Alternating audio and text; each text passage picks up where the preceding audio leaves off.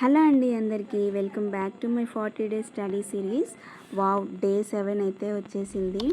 నేను డే 7 వరకు రీచ్ అవుతానా లేదా అనేది అయితే అస్సలు ఎక్స్పెక్ట్ చేయలేదు. బట్ నేను డే 7 వరకు అయితే రీచ్ అయ్యాను. 1 ఫుల్ వీక్ కంప్లీట్ అయిపోయిందనమాట. నిజం చెప్పాలి అంటే స్టార్ట్ చేసిన రోజు డే 7 వరకు స్మూత్గా వెళ్తానా లేదా అనే ఒక డౌట్ అయితే ఉండేది. But here we are.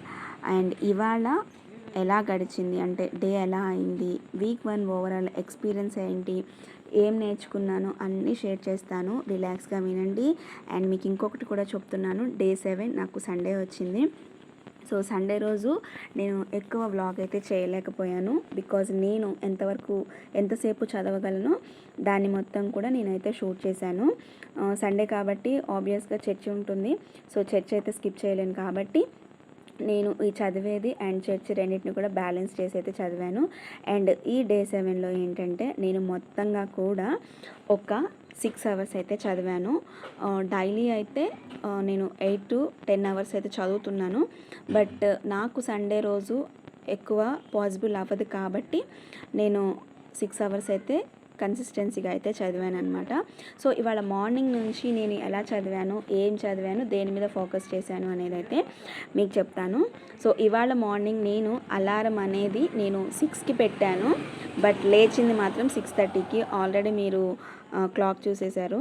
But మైండ్లో అయితే ఒక డిఫరెంట్ ఫీలింగ్ అయితే ఉందన్నమాట. ఒకటేంటంటే సండే వైబ్ అండ్ బాడీకి కొంచెం రెస్ట్ కావాలనిపిస్తుంది కదా. బట్ రెస్ట్ తీసుకోవాలనుకున్నా సరే ఛాలెంజ్ గుర్తొచ్చి దాన్ని అయితే నేను బ్రేక్ చేసేసాను.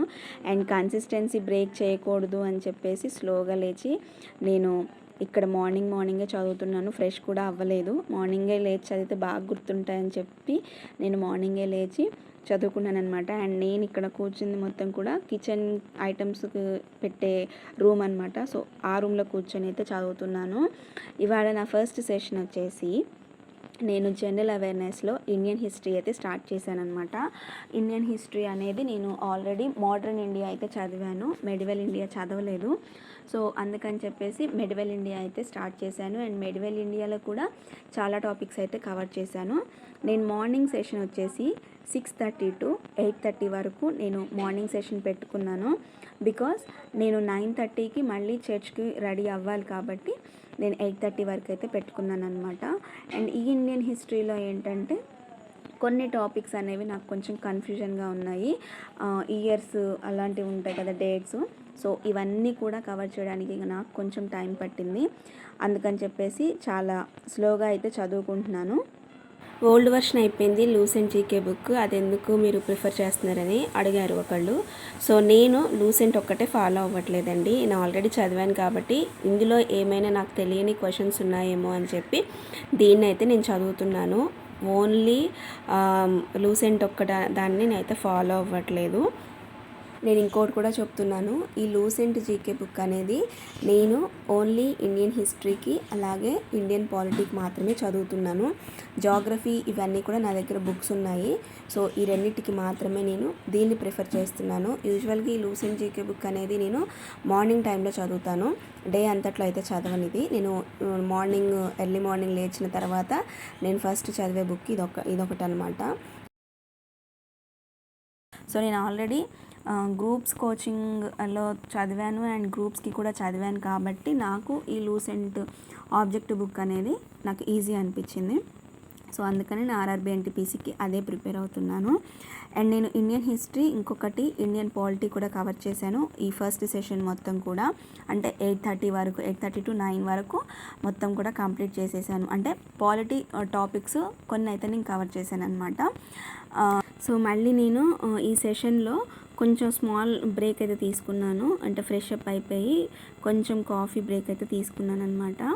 ఎర్లియర్ బ్రేక్ అంటే కొంచెం గిల్ట్గా ఉంటుంది. బట్ నేను 6:30కి స్టార్ట్ చేశాను కాబట్టి కంటిన్యూస్గా చదవటం అంటే నా వల్ల అయితే పాసిబుల్ కాదు. సో అందుకని స్మాల్ కాఫీ బ్రేక్ అయితే తీసుకున్నాను.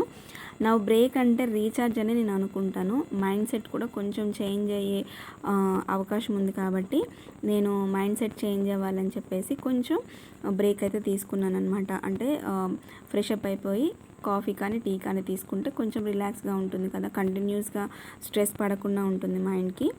అండ్ నేను 9:30 to 2 వరకు చర్చ్లో ఉన్నానన్నమాట. అండ్ 2కి ఇంటికి వచ్చిన తర్వాత నేను లంచ్ అయితే చేస్తున్నాను. సో ఈ లంచ్ తర్వాత నేను మళ్ళీ ఈవినింగ్ సెషన్ అయితే స్టార్ట్ చేశాను అనమాట. మధ్యలో కొంచెంసేపు న్యాప్ తీసుకొని నేను మళ్ళీ ఈవినింగ్ సెషన్ అయితే స్టార్ట్ చేశాను. అండ్ ఫ్రెష్ అప్ అయిపోయి నేను ఇక్కడ మళ్ళీ ఈవినింగ్ సెషన్ అయితే స్టార్ట్ చేశాను. సో ఈవినింగ్ సెషన్లో ఏంటంటే జనరల్ అవేర్నెస్లో కరెంట్ అఫైర్స్ అనమాట. ఈరోజు నా టాపిక్ వచ్చేసి, సో హానెస్ట్లీగా సిఏ అంటే కరెంట్ అఫైర్స్ అంటే డైలీ అప్డేట్ ఉండాలి, ఖచ్చితంగా ఉండాలండి డైలీ అప్డేట్. అండ్ స్కిప్ చేస్తే మాత్రం పైలప్ అయితే అయిపోతుంది. సో ఇవాళ నేను ఏమేమి కవర్ చేశాను అంటే last few months important events, only events మాత్రమే, ఈవెంట్స్ ఏమైతే ఉంటాయో వాటిని కవర్ చేశాను. అండ్ అపాయింట్మెంట్స్ ఒకటి కవర్ చేశాను, అవార్డ్స్ అండ్ స్కీమ్స్ అయితే కవర్ చేశాను. స్కీమ్స్ నాకు ఇంకా కొంచెం పెండింగ్ ఉన్నాయన్నమాట. సో వాటిని మళ్ళీ నేను కవర్ చేయాలి నెక్స్ట్ సెషన్స్లో అయితే. అవార్డ్స్ వరకు అయితే పర్ఫెక్ట్గా అయితే నేను కవర్ చేశాను అనమాట. అండ్ ఈ కరెంట్ అఫైర్స్లో కూడా last few months current affairs ఏదైతే ఉంటుందో దాన్ని నేను చదువుతున్నాను. అండ్ లాస్ట్ ఫ్యూ మంత్స్ అంటే 6 months కరెంట్ అఫైర్స్ ఉంటుంది కదా, సో దాన్ని అయితే చదువుతున్నాను అనమాట. ఆగస్ట్ నుంచి ఫిబ్రవరి వరకు చదవాలి. సో నేను ఆగస్ట్ మంత్ అయితే కంప్లీట్ చేసేసాను. అండ్ నేను కరెంట్ అఫైర్స్లో నాకు నేనే మాక్ టెస్ట్ పెట్టుకుంటున్నాను అనమాట, ఎక్కడ పర్చేస్ చేయలేదు. అంటే ఆగస్ట్ మంత్ మొత్తం చదివేశాను కదా, సో దాన్ని నేను పేపర్స్ మీద రాస్తున్నాను అనమాట. ఆగస్ట్ మంత్లో నాకు నేను ఏదైతే చదివానో, నాకు ఎక్కడి వరకు అయితే గుర్తున్నాయో వాటిని నేను పేపర్ మీద నోట్ చేసుకున్నాను. నేను నెక్స్ట్ వీడియోస్లో చూపిస్తాను ఎలా రాసుకుంటున్నాను ఏంటి అనేది. సో ఆగస్ట్ మంత్ అయితే కవర్ చేశాను. కరెంట్ అఫైర్స్లో ఛాలెంజెస్ ఏంటి తెలుసా? ప్రాబ్లం ఏంటంటే ఇన్ఫర్మేషన్ ఎక్కువగా ఉంటుంది అండ్ రిటెన్షన్ అనేది తక్కువగా ఉంటుంది. ఒక న్యూస్ చదివి నెక్స్ట్ పేజ్కి వెళ్ళగానే ఫస్ట్ న్యూస్ అయితే మర్చిపోయే ఛాన్సెస్ ఎక్కువగా ఉంటుంది. సో అందుకని చెప్పేసి దాన్ని రివిజన్ ఎన్ని టైమ్స్ రివిజన్ చేస్తే అంత మంచిది. సో ఇవాళ నేను చెప్పాను కదా సెల్ఫ్ టెస్ట్ పెట్టుకుంటున్నాను అనేది. సో షార్ట్ నోట్స్ లాగా ప్రిపేర్ చేసుకుంటున్నాను అనమాట. అంటే సెల్ఫ్ టెస్ట్ అంటే షార్ట్ నోట్స్ లాగా, మనం సబ్జెక్ట్స్కి ఎలా అయితే షార్ట్ నోట్స్ మనం ప్రిపేర్ చేసుకుంటామో, నేను కరెంట్ అఫైర్స్కి అలా షార్ట్ నోట్స్ అయితే ప్రిపేర్ చేసుకుంటున్నాను.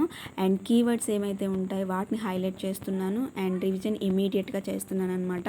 అంటే ఈరోజు నేను కరెంట్ అఫైర్స్ కంప్లీట్ చేసేస్తే నెక్స్ట్ డే దాన్ని మళ్ళీ ఒకసారి నేనైతే రివిజన్ చేస్తున్నాను అనమాట. ప్యాసివ్ రీడింగ్ కరెంట్ అఫైర్స్కి వర్కౌట్ అవ్వట్లేదని క్లియర్గా నాకు అర్థమైంది. సో అందుకని దాన్ని అయితే స్కిప్ చేసేసాను. ఇవాళ మొత్తంగా నేను current affairs and Indian history, Indian polity 3 cover చేశాను.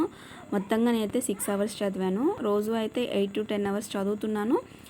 10 hours కూడా తక్కువ, 8 hours అయితే చదువుతున్నాను ఖచ్చితంగా. బట్ సండే రోజు మాత్రం నేను 6 hours మాత్రమే చదువుతున్నాను. అది కూడా నాకు పాసిబుల్ అయితేనే చదువుతున్నాను అనమాట, లేకపోతే నేను బ్రేక్ తీసేసుకుంటున్నాను. ఇదివరకు కొంచెం ప్యానిక్ అయ్యేదాన్ని, బట్ ఇప్పుడు కొంచెం పేషెన్స్ అయితే ఎక్కువగా అనిపిస్తుంది.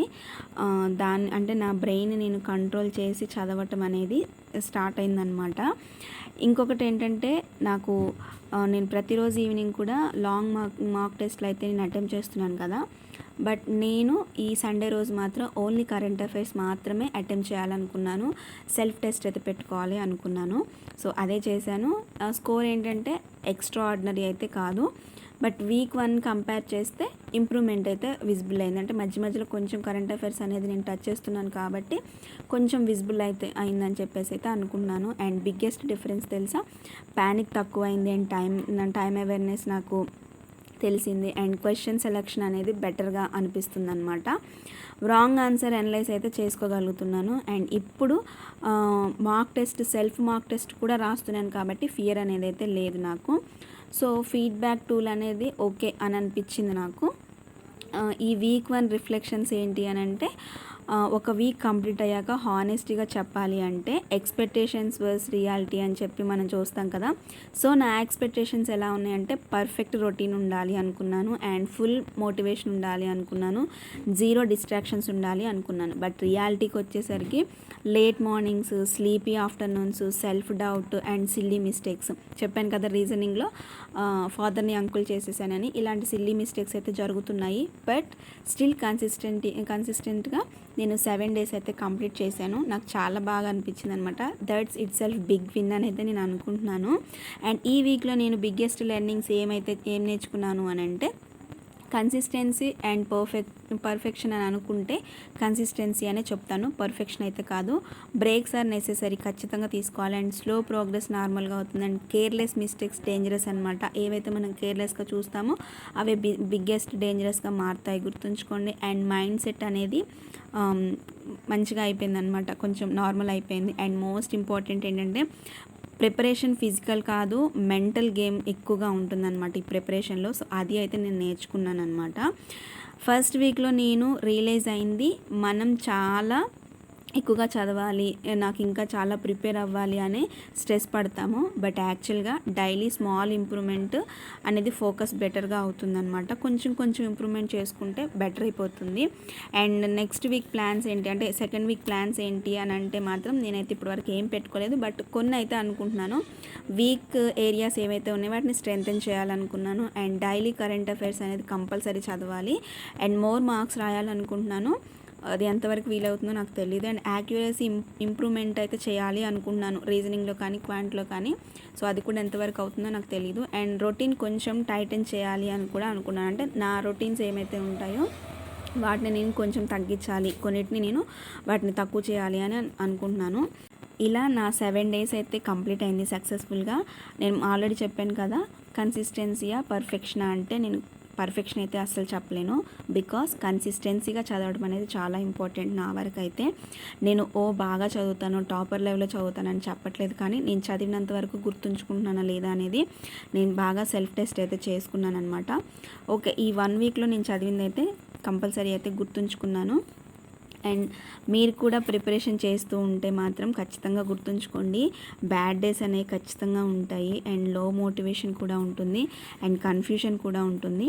బట్ కంటిన్యూ చేస్తే మాత్రం క్లారిటీ వస్తుందన్నమాట. నాకు ఈ 1 వీక్లో ఏ డిస్ట్రాక్షన్స్ రాలేదా అంటే వచ్చాయి. ఒక్కొక్క టైంలో నేను అసలు చదివింది కూడా మర్చిపోయే స్టేజ్కి వెళ్ళాను అనమాట. బట్ దాన్ని నేను ఓవర్కమ్ చేసి చదివాను. స్టాప్ చేస్తే ఏంటంటే డౌట్ అనేది పర్మనెంట్ అవుతుందన్నమాట. నా బ్లాగ్స్లో చూసినట్టయితే నేను కన్సిస్టెంట్గా ఒక దగ్గర కూర్చొని అయితే చదవనండి. నాకు ఎక్కడ కంఫర్టబుల్గా అనిపిస్తే అక్కడ కూర్చొని చదువుతాను. కంఫర్ట్ జోన్ అయితే వెతుక్కుంటాను అనమాట. కొంచెం ప్లేస్ కూడా మారాలని నేను అనుకుంటాను. సో అట్లా చదువుతాను. That's my day 7 and week 1 of 40 days study series అండి. మీ జర్నీ ఎలా ఉందో కామెంట్స్లో చెప్పండి. రిలేటబుల్ అనిపిస్తే లైక్ అండ్ షేర్ చేయండి. అండ్ సబ్స్క్రైబ్ చేసుకోవడం మాత్రం అస్సలు మర్చిపోకండి. See you in day 8. Until then stay consistent and stay confident. Thanks for watching.